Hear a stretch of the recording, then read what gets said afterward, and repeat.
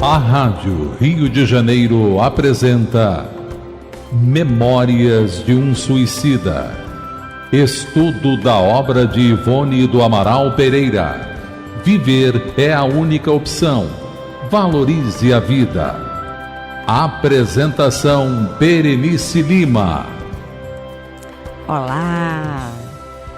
Continuando o nosso estudo, nesse momento do livro, é um momento de esperança, que é o momento que esses espíritos estão chegando para fazer o resgate do grupo de suicidas que está no Vale dos Suicidas. Esse grupo está lá no Vale dos Suicidas porque quiseram, cada um quis, né? Então esse grupo quis estar ali quando desrespeitaram as leis de Deus.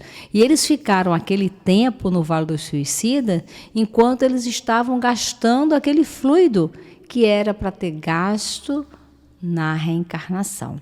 Então tudo faz parte de um procedimento da lei de Deus. E agora, como a gente sabe que a lei é de misericórdia, agora estão chegando os espíritos que vão fazer esse resgate. E como é que vai acontecer esse resgate? Veja que muitas pessoas, quando falam sobre esse livro Memórias de um Suicida, falam, nossa, é um livro de muita tristeza, de muito sofrimento. Realmente, o início dele traz muito sofrimento, mas como consequência decorrente das decisões que os espíritos tomaram ao tirar a sua própria vida. Mas olha, no meu livro nós estamos na página 33 e agora começa o resgate. E de agora em diante são resgates, vida que segue, visão de futuro, planejamento, organização. E agora tudo vai melhorar ou não, de acordo com cada um. De acordo de como cada um se arrepende, percebe sobre a sua vida e traça a sua trajetória. Então, ele continua falando assim, olha, sobre o grupo desses espíritos luminosos que ele percebe. Ele fala, entravam aqui e ali pelo interior das cavernas habitadas, examinando seus ocupantes. Curvavam-se, cheios de piedade, junto das sarjetas, levantando aqui e acolá algum desgraçado tombado sob o excesso de sofrimento. Retiravam os que apresentassem condições de poderem ser socorridos e colocavam-nos em macas conduzidas por varões que se diriam serviçais ou aprendizes. Veja que interessante, o Camilo enxerga neles piedade, que eles curvavam-se cheios de piedade. Por que o Camilo enxerga isso? Porque o Camilo ele já está propenso a se auto-mudar, a se autoconhecer, a se auto-reformular. Ele já está prestando atenção nas coisas que estão em volta dele. Então, ele já consegue identificar o que é essa piedade. Porque, vamos fazer uma reflexão, você é piedoso? Você consegue reconhecer em alguém o sentimento da piedade? Porque o Camilo aqui já percebeu. E aí ele se comove com isso, porque ele vê o quê? Esse grupo levantando aqueles espíritos que estavam na sarjeta. Como ele diz, olha, levantando um desgraçado, tombado sob o excesso de sofrimento. Sendo que esse excesso de sofrimento, ele está diretamente ligado ao excesso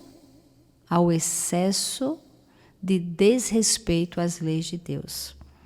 E aí ele fala que todos que eram socorridos, os que tinham condições de ser socorridos. Então ele ali já percebe que tem alguns que não têm condição. O que faz ter a condição de ser socorrido ou não? É a condição da realidade, do que está acontecendo. Porque muitos ainda se consideram que estão certos, que cometeram suicídios que estão certos. Lembra lá em Nosso Lar, quando uma senhora quer entrar na colônia, é negado o pedido, e o André fica, poxa, mas como negar o pedido? E eles falaram, ela é uma abortista, é uma pessoa que tinha conhecimentos na área da saúde e praticava o aborto. E não se arrependeu ainda, acha que está certo. Então, ela cria para ela uma condição de excesso que ela não consegue ser ajudada. Até cair a ficha, fazer uma reflexão, se arrepender e entender que o que fez foi um grande mal. Então, ele diz que voz grave e dominante de alguém invisível que falasse pairando no ar, guiava-os no caridoso afã, esclarecendo detalhes ou desfazendo confusões momentaneamente suscitadas. A mesma voz fazia a chamada dos prisioneiros a serem socorridos, proferindo seus nomes próprios, o que fazia que se apresentassem, sem a necessidade de serem procurados, aqueles que se encontrassem em melhores condições, facilitando de start o serviço dos caravaneiros. Então, aqui, ele ajudando, né? Que estava todo mundo naquelas confusões, e a própria presença desse grupo, eles vão ajudando no esclarecimento.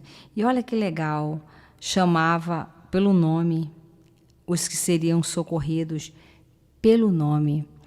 O nosso nome é de grande importância, tanto que quando se entra para o mundo, né, do crime, qual é a primeira coisa que acontece? Você ganha um vulgo, você ganha um apelido. Por quê? Porque você passa a ser alguém que nem nome tem. E aí você vai se desqualificando. Lá no abrigo é proibido colocar apelido. Ora, se a sua mãe colocou seu nome de José, nós vamos chamar de José. Não vamos chamar de um outro nome. Nós vamos chamar de José. A gente pode abreviar. Meu nome é muito grande, Berenice. Então, eles me chamam de Berê, que é uma abreviação. Daniele, pode ser Dani. Mas não pode ser apelidos, porque você descaracteriza aquela pessoa. E ela tem que escutar o nome dela. Ela tem que ter essa individualidade. Tanto que quando, no meio, né, do crime, quando morre, olha, quem morreu? Foi o Charuto lá que morreu. O Charuto é como se ele não tivesse, é o vulgo dele, mas é como se ele não tivesse pai, não tivesse mãe, não tivesse ninguém. Agora, quando fala quem morreu? Ah, morreu fulano, fulano e tal. E é o fulano, filho de Beltrano, né? Sim. Aí a gente vai identificando, né, quem são as pessoas. Então, aqui veja que eles vão chamando pelo nome. E ele diz assim: hoje posso dizer que todas essas vozes amigas e protetoras eram transmitidas através de ondas delicadas e sensíveis do éter, com o sublime concurso de aparelhamentos magnéticos mantidos para fins humanitários em determinados pontos do invisível. Isto é, justamente na localidade de que nos receberia ao sairmos do vale. Mas então ignorávamos o pormenor e muitos confusos nos sentíamos. Então ele percebia aquela vibração, mas não sabia exatamente o que acontecer dali, né? Então ele diz: as macas, transportadas cuidadosamente, eram guardadas pelo cordão de isolamento já referido e abrigadas no interior de grandes veículos à feição de comboios que acompanhavam a expedição. Então, mostrando uma organização. Por que macas? Para dar o conforto a quem está exausto, quem está naquele meio de lama, lembra? Um meio de lama, de fedor, né? De desespero. Então, uma maca para ele, já a partir dali, ele fazer a reflexão: estou sendo socorrida. E aí, ele diz: esses comboios, no entanto, apresentavam singularidade interessante, digna de relato. Em vez de apresentarem os vagões comuns às estradas de ferro, como os que conhecíamos, lembravam antes meio de transporte primitivo, pois se compunham de pequenas diligências atadas uma às outras e rodeadas de persianas muito espessas, o que impediria ao passageiro verificar os locais por onde deveria transitar.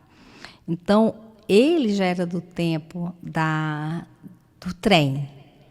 Só que essas diligências que iam buscar eram bem, né, em épocas passadas, aquelas carruagens, né, com essas cortinas muito grossas, impedindo que eles vissem o que estava fora. Então, até mesmo para já chamar a atenção deles, essas diligências, para eles falar: ué, como é que é isso? Por que não é de trem? Porque, mesmo no nosso caso, imagina, nós que já somos acostumados com carro, com avião, né, de repente vem uma charrete nos buscar, isso já nos faz assim deixar pensativo sobre aquilo, né? De já cortar mesmo o fluxo do nosso pensamento, chamando a atenção para uma outra coisa. E ele continua: brancos, leves, como burilados em matérias específicas habilmente laqueadas, eram puxados por formosas parelhas de cavalos também brancos, nobres animais, cuja extraordinária beleza e elegância incomum despertariam nossa atenção se estivéssemos em condições de algo notar, para além das desgraças que nos mantinham absorvidos dentro de nosso âmbito pessoal. Dir-se-iam, porém, exemplares da mais alta raça normanda, vigorosos e inteligentes, as belas crinas, ondulantes e graciosas, enfeitando-lhes os altivos pescoços, quais mantos de seda, níveos e finalmente franjados. Nos carros distinguia-se também o mesmo emblema azul celeste e a legenda respeitável. O Camilo, ele tem essa característica de descrever em detalhes tudo, né? Tanto que você vai lendo, você consegue até formar uma cena. Isso é da riqueza literária dele como escritor, né? E aí, esses cavalos, como ele fala, isso já chama a atenção. Ou seja, naquele momento ele não poderia nem raciocinar em cima daquilo, mas aquilo ficou na memória. Veja que o Camilo está escrevendo anos depois que passou essa situação toda, né? Ele não está escrevendo ali na hora que ele está vendo, ele está contando a história de como foi. Então, mesmo que naquele momento ele não conseguia avaliar, veja que a cena ficou retida em sua mente, porque foi uma cena muito bonita, que trouxe para ele uma segurança, que trouxe para ele a representação da segurança. E aí ele continua: geralmente, os infelizes assim socorridos encontravam-se desfalecidos, exânimes, como atingidos de singular estado comatoso. Outros, no entanto, alucinados ou doloridos, infundiriam compaixão pelo estado de supremo desalento em que se conservavam. Depois de rigorosa busca, A estranha coluna marchava em retirada até o local em que se postava o comboio, igualmente defendido por lanceiros hindus. Silenciosamente, cortava pelos becos e vielas, afastava-se, desaparecendo de nossas vistas, enquanto mergulhávamos outra vez na pesada solidão que nos cercava. Em vão clamavam por socorro os que se sentiam preteridos, incapacitados de compreenderem que, se assim sucedia, era porque nem todos se encontravam em condições vibratórias para emigrarem para regiões menos hostis. Então, ele faz uma análise muito bem. Nem todos ali. Algum dia todos vão sair de lá? Sim, óbvio, porque a lei é de progresso. Mas naquele momento, nem todos. Tem o livro também que é Obreiros da Vida Eterna, que o André Luiz está numa casa transitória, né, Fabiano de Cristo, que é uma casa que ela flutuava, ela se deslocava no mundo espiritual. E eles vão a uma região bem das trevas mesmo, mas no objetivo de fazer resgate. E aí ele fala que nesse momento é jogada uma rede, muitos seguram nas redes, mas quando puxa na rede, a rede é uma rede vibratória. Só vem naquela rede quem está na vibração de sinceridade querer mudar. Então, não é apenas o falar, é o que a gente traz por dentro. E nós somos vistos pelas nossas intenções. Não adianta, não é o palavrório, não é o externo, mas sim o interno. É como Jesus fala, né? Não é o que entra pela boca, é o que sai pela boca, é o que sai de dentro de cada um de nós. São as nossas intenções, que isso sim geram essas vibrações, e aí que se nós vamos ser compatíveis ou não com os bons espíritos. E continuando, ele fala: em vão suplicavam justiça e compaixão, ou se amotinavam, revoltados, exigindo que os deixassem também seguir com os demais. Não respondiam os caravaneiros com um gesto sequer. E se alguém mais desgraçado ou audacioso tentasse assaltar as viaturas a fim de atingi-las e nelas ingressar, 10, 20 lanças faziam-no recuar, interceptando-lhe a passagem. Então, nós estamos vendo aí que, numa visão materialista, nós podemos falar: nossa, que falta de caridade. Esse grupo que está lá para ajudar, os espíritos que estão querendo entrar na carruagem, e essas lanças, né, esses lanceiros ali impedindo. Sim, porque a nossa visão material é uma, a visão espiritual é outra. É o que nós acabamos de falar do caso da abortista que quis entrar lá no nosso lar. O André Luiz não conseguia enxergar o passado dela, mas os mentores conseguem. Um dia eles todos serão resgatados, sim, mas neste momento esse resgate queria ser à maneira deles, sem estar aptos a iniciar o processo de avaliação, de autoconhecimento, de reparação, de arrependimento. Queriam ser acolhidos à maneira deles. Então, para esse grupo, ainda é brecado. Que isso sirva de lição para nós, para a gente aprender a falar não. Que o nosso falar seja conforme Jesus nos ensinou. Sim, sim, não, não. A proposta de Jesus nunca foi ser bonzinho, mas ser bom. Mas quando teve que falar: hipócritas, saiam daqui, ele falou, lá nos vendilhões do templo. Quando ele fala: hipócritas, branco por fora, caiado por fora e podridão por dentro, como os sepulcros caiados? Então, a proposta é essa, que seja o nosso falar sim, sim, não, não. E ele continua: então, um coro hediondo de uivos e choro sinistros, de pragas e gargalhadas satânicas, o ranger de dentes comum ao réprobo que estertora nas trevas dos males por si próprio forjados, repercutiam longa e dolorosamente pelas ruas lamacentas, parecendo que loucura coletiva atacara os míseros detentos, elevando suas raivas ao incompreensível no linguajar humano. E assim ficavam. Quanto tempo? Oh, Deus piedoso, quanto tempo?